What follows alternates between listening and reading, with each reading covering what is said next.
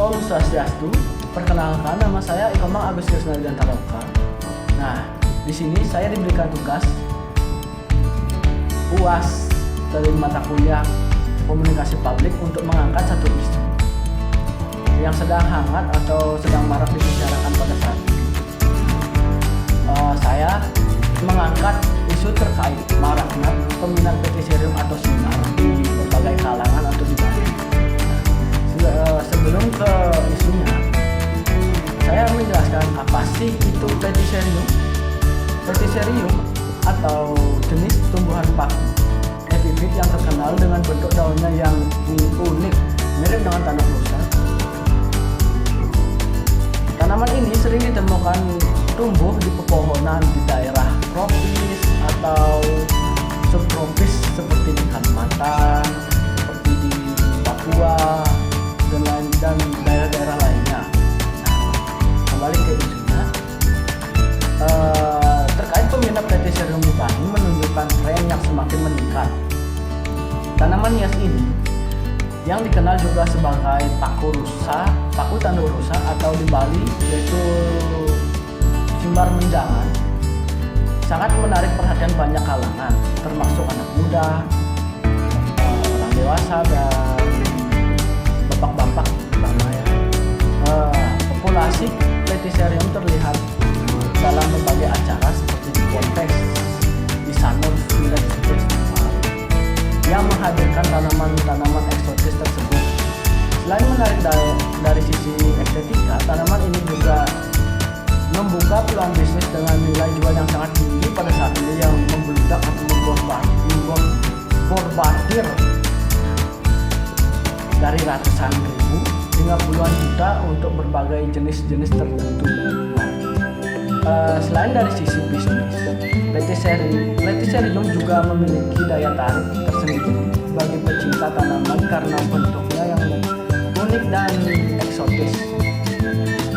Minat yang meningkat ini tidak hanya dari kalangan orang dewasa, tetapi juga dari kalangan anak muda yang mulai menggemari dan membudidayakan tanaman ini.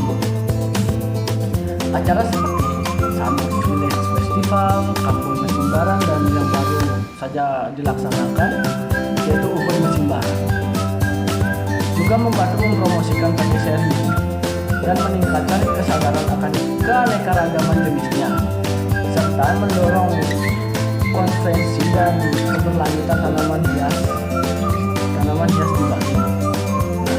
Faktor yang mendorong maraknya peminat petiserium ini yang pertama yaitu ada keunikan dan estetika bentuknya. Dalam bentuk dan keterampilan petiserium yang eksotis dapat menarik perhatian banyak orang termasuk anak muda seperti ini dan nah, yang kedua yaitu ada peluang bisnis seperti yang dijelaskan tadi. Bentuk dan keterampilan, harga jual yang tinggi baik untuk bibit maupun tanaman yang sudah dewasa atau indukan menciptakan peluang bisnis yang sangat menarik bagi para petani atau penghobi tanaman petiserium ini. Nah, yang ketiga yaitu ada event dan kontes. Ini menarik untuk dibicarakan karena acara seperti Sanur Village Festival, Kampung Mesimbaran, dan Ubud Mesimbaran dapat memperkenalkan dan mempromosikan tanaman seperti ini kepada publik untuk meningkatkan minat dan kesadaran untuk keanekaragaman petiserium atau seminar. Dan yang keempat, kemudahan perawatan. Nah, untuk perawatannya cukup mudah, cukup disiram, diberikan pupuk dan lain sebagainya. Dan banyak penggemar tanaman yang menyatakan bahwa perawatan petiserium ini relatif mudah, yang sangat cocok untuk berbagai kalangan pada saat ini. Nah, itu yang dapat saya sampaikan.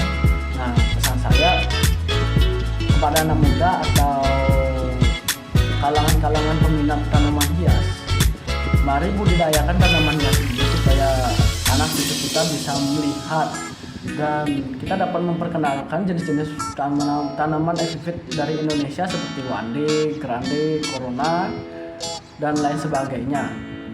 Dan juga kita harus meminimalisir pencabutan di alamnya, karena pada saat ini seperti berita-berita yang saya baca, Platycerium Wande, Grande, dan Redley itu sudah mulai menipis di habitatnya karena sering diambil untuk diperjualbelikan. Nah, mari kita jaga ekosistem dan keberlangsungan hidup dari Platycerium ini. Nah,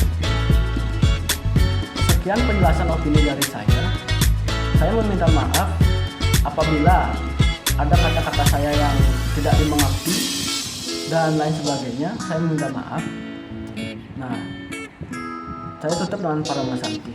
Om Santi Santi Santi.